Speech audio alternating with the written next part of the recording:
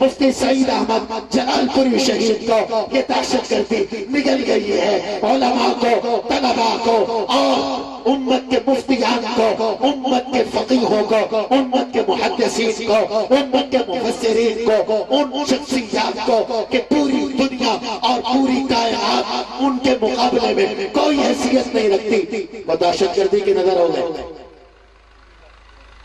दहशतगर्दी खत्म होनी चाहिए और मैं हुकूमत से कहता हूं हम आपके साथ हैं, करो दहशतगर्दी खत्म, लेकिन इंसाफ करो, ना इंसाफी ना करो।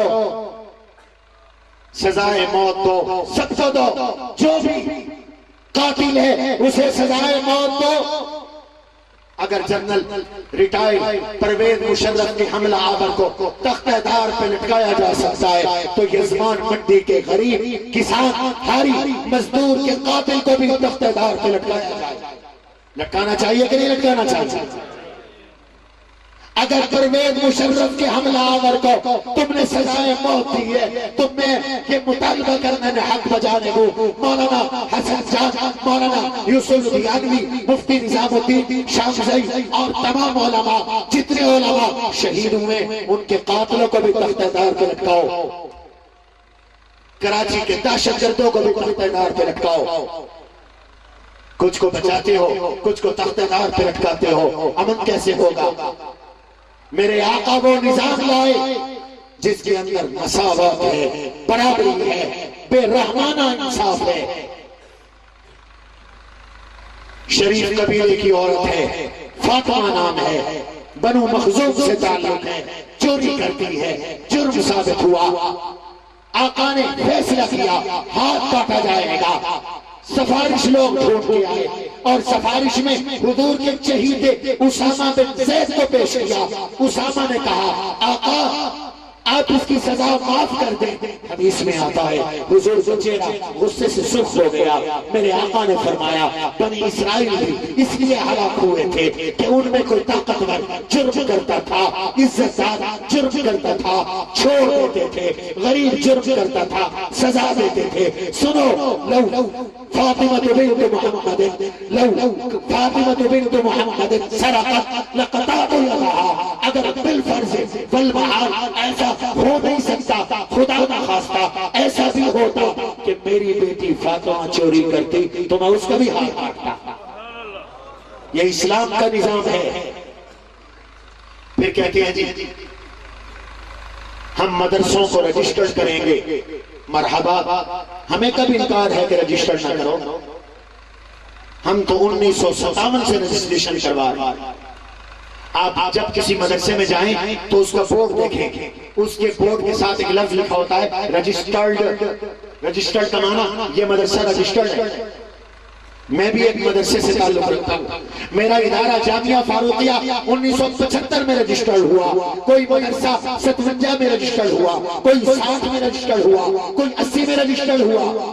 हम तो रजिस्टर्ड करवाते हैं, हर साल तजदीद भी करवाते हैं, लेकिन हुकूमत करती नहीं है। अपना मलबा हम पे न डालो, अपने महकमे ठीक करो, अपना निजाम ठीक करो। हमें आज भी रजिस्ट्रेशन से इनकार नहीं है, हम रजिस्टर्ड होना चाहते हैं, रजिस्टर्ड हैं, हर साल तजदीद करवाते हैं। अगर कोई मदरसा रजिस्टर्ड नहीं है तो मदरसे का कसूर नहीं, महकमे का कसूर है। ठीक है कि गलत है? अगर महकमा मौलवी से रिश्वत मांगे तो मौलवी का कसूर है या महकमे का कसूर है? सारे बोलो, ये महकमे का कसूर है। हमें इनकार नहीं है। वजीर आजम साहब ने अपनी तकरीर में मदरसों के बारे में कहा कि हम रजिस्टर्ड करेंगे। करो रजिस्टर्ड, हम तैयार हैं। पाबंदी खत्म करो। मोहतरमा बेनजीर ने 1994 में पाबंदी लगाई थी, 2004 तक पाबंदी रही। जनरल रिटायर्ड परवेज मुशर्रफ ने मदारिस से बात की, हमने कहा हम रजिस्ट्रेशन के लिए तैयार है। मुआहदा हुआ, सबने रजिस्ट्रेशन करवाई और अब इस हुकूमत ने आकर अमलन पाबंदी लगा दी है।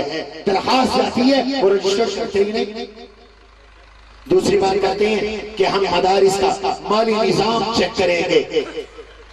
हम कहते हैं जरूर चेक करो, हम तो खुद चेक करवा रहे हैं। जब हम साल के बाद अपनी रजिस्ट्रेशन की तजदीद करवाते हैं तो हम ऑडिट रिपोर्ट भी पेश करते हैं, हम अपनी आमद भी पेश करते हैं, अपना खर्च भी पेश करते हैं।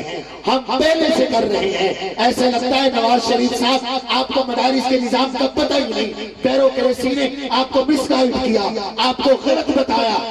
जो तुम चाहते हो हम कर रहे हैं। इसलिए हमारा मुतालबा है एक्शन प्लान से मदारिस का नाम निकालो। मदारिस अमन के ख़्वाह हैं और अमन के लिए तुम्हारे साथ है। मदारिस को न छेड़ो। ये 20 लाख तलबा, 1 लाख असातिज़ा पुरअमन है। हर मदरसे के दरवाजे खुले हैं, हर दरवाजे के साथ मस्जिद है। ये ज़मान के लोगों तुम भी मदरसों में जाते हो, रोडों पर मदरसे हैं, गलियों में मदरसे हैं, मोहल्लों में मदरसे हैं। कभी किसी ने किसी मदरसे में बंदूक देखी? सारे बोलो। कभी कलाशनकोफ मदरसे में देखी? कभी पिस्टल देखा? कभी असलिया देखा? हमारे यहाँ अगर मिलेगा तो किचन में, मटबख में सब्जी काटने वाली छुरी मिलेगी, असलिया नहीं मिलेगा। अगर असलिया आपको मिलेगा तो Bahauddin Zakaria university, Bahawalpur university, Punjab university के हॉस्टल से मिलेगा, वहां मिलेगा। हमें चेक करने की बात करते हो। गली मोहल्ले स्कूल खोले हुए हैं, अपनी मर्जी से फीस लेते हैं, अपनी मर्जी से निसाब पढ़ाते हैं, सेक्स पढ़ा रहे हैं, डांस पढ़ा रहे हैं, मौसीकी पढ़ा रहे हैं, बेहयाई की तालीम दे रहे हैं। उन्हें चेक करो। उन्हें भी चेक करना चाहिए कि नहीं करना चाहिए? मदरसा अमन की जगह है, मोहब्बत की जगह है, प्यार की जगह है, अखुवत की जगह है, दियानत की जगह है, अमानत की जगह है। आज जो बातें मैं आपके सामने दीन की कर रहा हूँ, ये शुअराए किराम आपके सामने जो अल्लाह की हम्द कर रहे हैं, हुजूर की तारीफ कर रहे हैं, ये किसकी बरकत है? कहो मदरसे की बरकत। आपके विफाकुल मदारिस अल अरबिया पाकिस्तान में गुज़श्ता साल 65,000 कुरान के हाफिज तैयार किए। कितने? नारे तकबीर, अज़मत कुरान, मदारिस दीनिया, विफाकुल मदारिस अल अरबिया पाकिस्तान। 65,000 कुरान के हाफिज पूरी दुनिया में। इतनी तादाद में हाफिज किसी मुल्क ने तैयार नहीं किए। ये पाकिस्तान में मदारिस ने तैयार किए हैं और विफाकुल मदारिस से मुल्हक मदारिस ने तैयार किए हैं।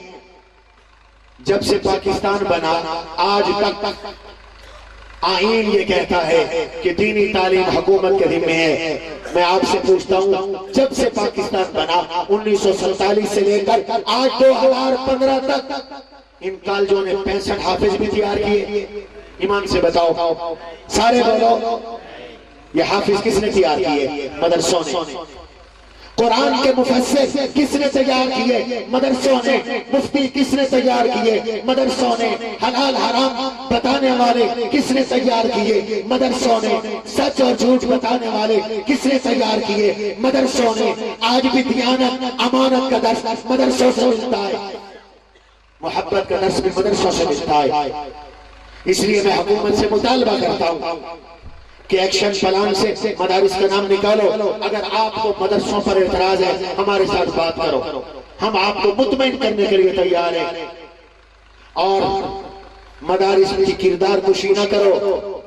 कुछ लोगों को फंड मिलता है, वो बाहर की नौकरी करते हैं, टीवी पे बैठकर दिन रात मदारिस के खिलाफ प्रोपेगेंडा करते हैं। और ये वो लोग हैं जिन्हें पता ही नहीं कि मदरसा पढ़ाता क्या है, मदरसे का निजाम क्या है, मदरसे का निसाब क्या है।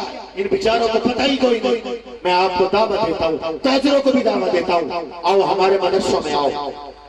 हम मदरसों में तिजारत पढ़ाते हैं। आपको अगर निकाह तलाक के मसले की जरूरत पेश आती है, आप मदरसे आती हैं, आपको सूद और मुजारबत में फर्क करना है तो आप मदरसे में आते हैं। अगर खुदा न खास्ता मुल्क में मदरसा न रहा तो दीन नहीं रहेगा। दीन की बका मदरसे के साथ है। और अल्लाह के नबी की सीरत मदरसा बताता है, कुरान मदरसा बताता है, हदीस मदरसा बताता है, और हुजूर की आमद का मकसद वो भी मदरसा बताता है। अल्लाह के नबी की आमद का पहला मकसद अकीदे की इस्लाह, दूसरा मकसद इबादत, तीसरा मकसद मामलात और चौथा मकसद है आदाब अखलाक। अखलाक और आदाब भी मदरसा सिखाता है, मदरसा बताता है जहाँ बड़े का अदब है, छोटे पे शफकत है, उस्ताद का एहतराम है। वरना आप कॉलेजों यूनिवर्सिटियों में जाए तो उस्तादों के साथ लोग बदतमीजी करके फख्र करते हैं। अखलाक और आदाब भी मेरे आका ने सिखाए जो मदरसा पढ़ा रहा है, और उकूबात ये भी मेरे आका ने बतलाए, ये मदरसा पढ़ा रहा है। अल्लाह मुझे और आपको हुजूर की विलादत के मकसद को अपनाने की तौफीक नसीब फरमाए। वमा अलैना इल्लल बलागुल मुबीन। माशाअल्लाह। हज़रत